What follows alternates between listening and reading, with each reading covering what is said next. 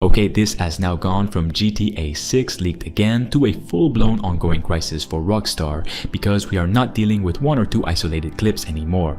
We now have more than 6 minutes of apparent development footage in circulation, a short cutscene, a full map leak, several completely new gameplay mechanics, new information from people who attended Rockstar's recent preview event, and CyberLeak is openly saying they intend to keep leaking more material unless Rockstar responds to their demands surrounding physical discs and digital ownership.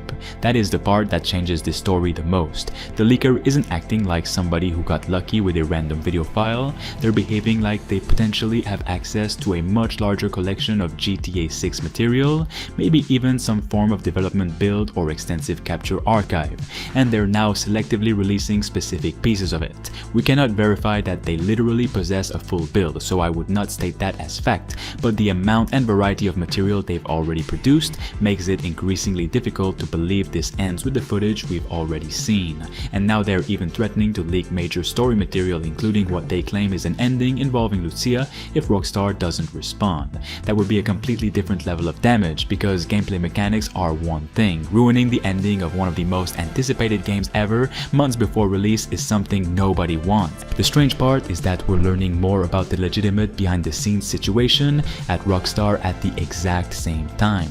Insider Gaming had already reported that GTA 6 preview activity was underway, and now MP First says a media preview event was apparently held in July.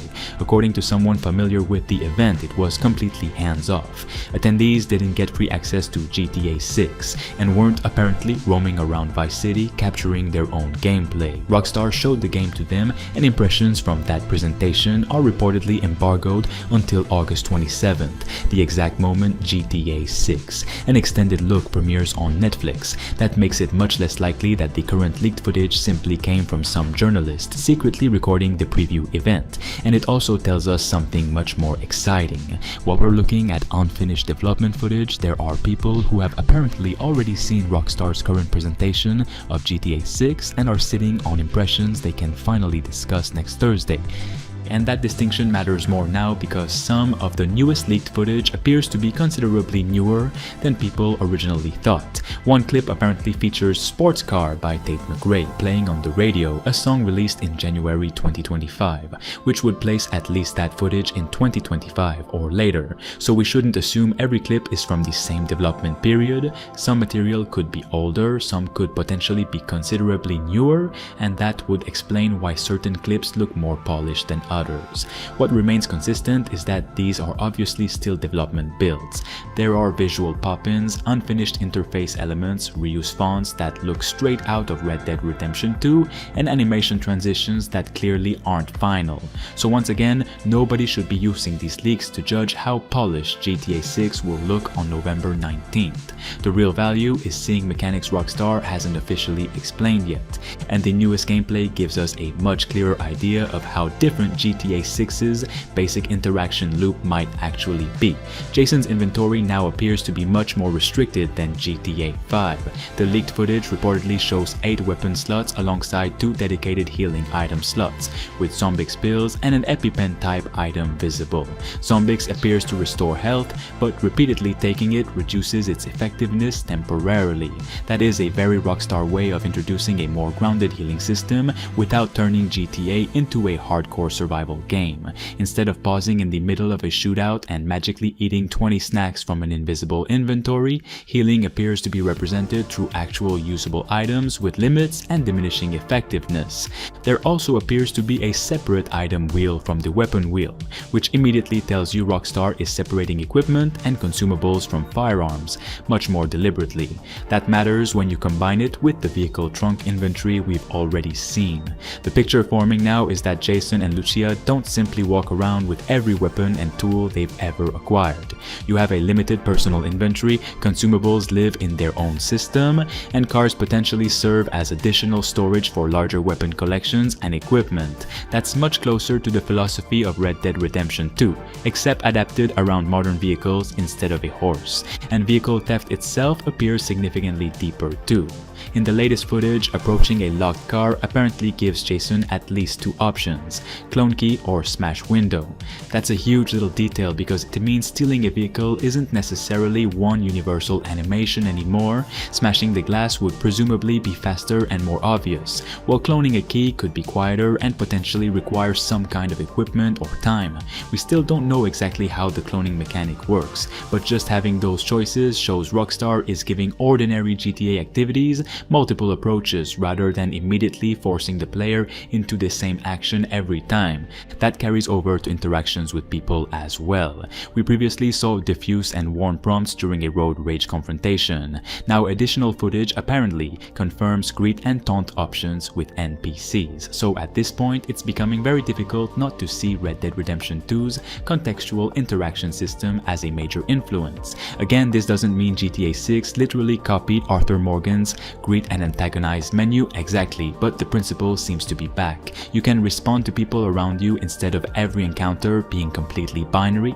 If someone confronts Jason, you might have a way to calm the situation, threaten them, or deliberately provoke them. Standing around certain homeless or drug-addicted NPCs reportedly irritates them enough to create confrontations, which is another example of the world reacting to what you're doing, even when you haven't triggered a formal mission. And there's a particularly interesting moment involving trespassing. The newest nighttime gameplay apparently shows Jason entering private property and being confronted by security. That sounds simple, but it reinforces the idea that properties in GTA 6 have actual ownership and behavioral rules attached to them. You aren't simply crossing an invisible boundary into another decorative building. NPCs recognize that you're somewhere you shouldn't be and react accordingly. This is also where we reportedly see a much more advanced knife combat system with several different melee animations, slow motion kill effects reminiscent of Red Dead Redemption 2, and visible injuries remaining on Jason after being cut. Even something as small as a wound remaining visible on his arm tells you Rockstar is carrying physical consequences through the encounter, rather than immediately resetting the character model. The knife footage is interesting for another reason. People noticed the same backhand style animation shown during the convenience store sequence in Trailer 2, which would strongly suggest that at least portions of that official trailer scene were actual gameplay rather than a completely bespoke cinematic. That's something Rockstar has always blurred brilliantly, but it becomes particularly relevant heading into August 27th because this game may transition between gameplay and cinematics so smoothly that distinguishing the two becomes increasingly difficult. The Wanted system continues to look like one of the biggest upgrades. The latest footage apparently contains a direct message telling the player that police are searching and have your description, accompanied by icons for clothing, physical appearance, and vehicle. So what we previously inferred from those three symbols is becoming substantially clearer. Police appear to remember specific information about the suspect, and there's now another bizarre example of this working dynamically. Jason apparently loses his wanted status after killing a police officer, but later regains police attention when an NPC spots him driving the stolen police vehicle. That would indicate crimes aren't simply forgotten because the wanted stars disappear. Witnesses can apparently identify something suspicious later and restart the investigation. Even the murder weapon may matter. The knife used against the officer apparently receives some sort of identification icon afterward, which has led people to wonder whether Rockstar tracks weapons connected to crimes. We don't yet know what that symbol actually means, so I wouldn't say police can definitively identify murder weapons yet, but if that is where Rockstar is going, it would be another massive step toward crimes leaving evidence instead of disappearing the second the wanted meter ends. The police vehicles themselves may also be trackable. Jason steals a police motorcycle in one of these clips, and people noticed what looks like a location or GPS indicator near the fuel meter. That raises the possibility that certain law enforcement vehicles carry trackers, meaning simply stealing one and disappearing might not be enough. Again, we need Rockstar to explain the final implementation, but the amount of information being tracked around crimes is becoming one of the most consistent themes in this leak. If surrendering actually becomes a viable outcome outcome, instead of automatically dying or escaping, Rockstar could potentially build more consequences around arrest, fines, confiscated equipment, or story interactions. We don't know what happens after selecting it, but its existence alone implies the wanted system isn't simply an arcade chase anymore. The minimap is changing in a surprisingly dramatic way too. According to these clips, there is generally no permanent minimap while Jason is walking around normally. It appears when you're inside a vehicle, effectively behaving like the GPS from Jason's iFruit phone, and it also appears when police are actively searching for you.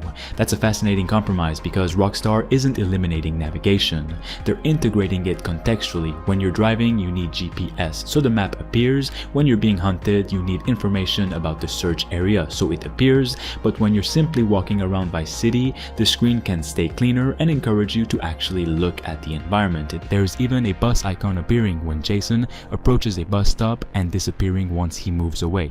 People are immediately wondering whether buses are functioning as fast travel, which would make a lot of sense if the map really is as large as current leaks suggest. Rockstar hasn't confirmed that mechanic, but if public transportation becomes a usable part of the world rather than decoration, that's another one of those mundane features that makes the city feel much more functional. Restaurants are apparently usable again too. Fast food locations are showing up, including one called Pee-wee's, and restaurant icons appear around the map. Combined with the health consumables, this could mean Rockstar is bringing back some version of eating for health or character benefits without necessarily making hunger mandatory.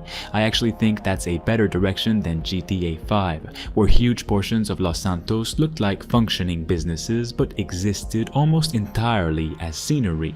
And the graphical side of this footage is impressive even though it's unfinished.